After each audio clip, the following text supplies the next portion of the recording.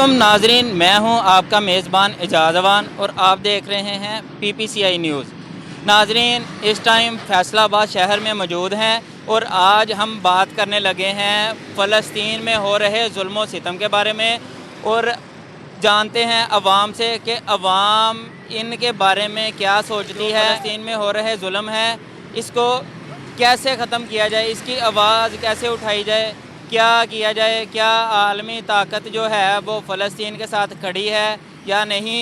आइए जानते हैं अवाम से। लिहाज मुस्लिम इस लिहाज से कि मुसलमान का भाई, हदीस में भी आता है मुस्लिम व अखुल मुस्लिम। तो उस लिहाज से जहाँ भी मुसलमान पर दर्द और गम हो तो चाहिए कि दूसरा मुसलमान खफा हो जाए। मेरे बचपन और ये ईमान का तकाजा भी है कि मुसलमान पर खफा होता है। शुक्रिया।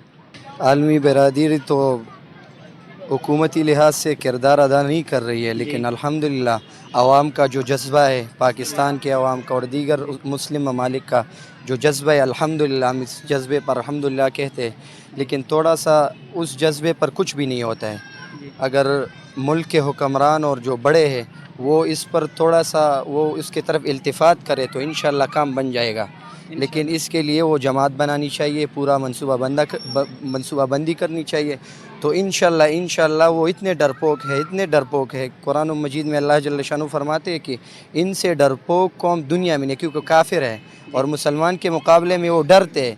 लेकिन थोड़ा बस इसको मुज्तमे होना चाहिए, एक साथ जमा होना चाहिए, इंशाअल्लाह काम बन जाएगा। मसल डाला तुमने, रोएंगे बदन। ये तो जिहाद का मफहूम बहुत ज़्यादा वसी है। जी जो भी इक़दाम एलाई कलिमतुल्लाह के लिए हो उसको जिहाद कहते हैं।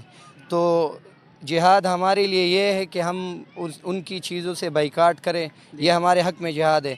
उनके लिए कोई चांदा वग़ैरह हो सकता है तो वो कर ले, ये हमारे हक़ में। अब उधर जाना वो तो हम नहीं कर सकते, तो जो हक़ में हमारे वो तो कर ले।